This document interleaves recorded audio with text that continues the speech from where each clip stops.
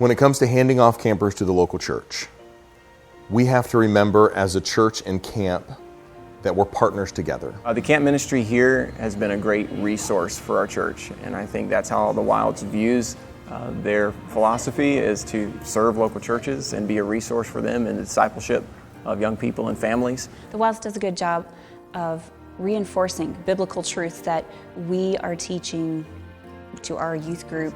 And so it provides a concentrated time of discipleship that we wouldn't be able to provide otherwise. We've actually been encouraging and teaching and trying to show the teens how important it is to have their own Bible study, their own personal time in God's Word. And they get that when they come to camp.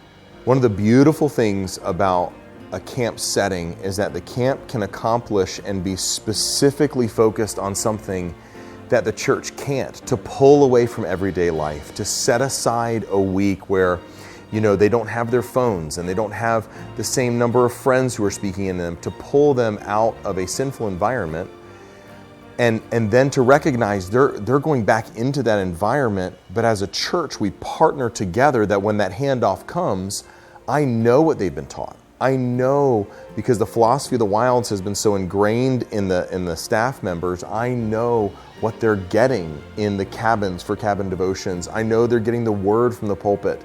I know they're getting music that's going to point them towards Christ and point them towards the cross. So when we receive that handoff slip, confessing things that we've been trying to get through and find finally the root of the problem, it's really a breakthrough for them.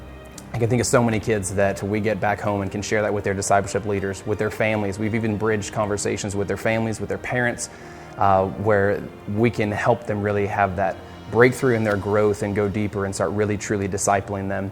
And partnering together in that, I really think is so strong and is something that should not be taken for granted, and something that churches should take seriously and should continue to take advantage of, because when done correctly, it's such a compliment. There's no sort of competition at all, but it's a compliment to say, I'm receiving as you're handing off, and we're continuing to leverage the truth through the Spirit of God in their hearts.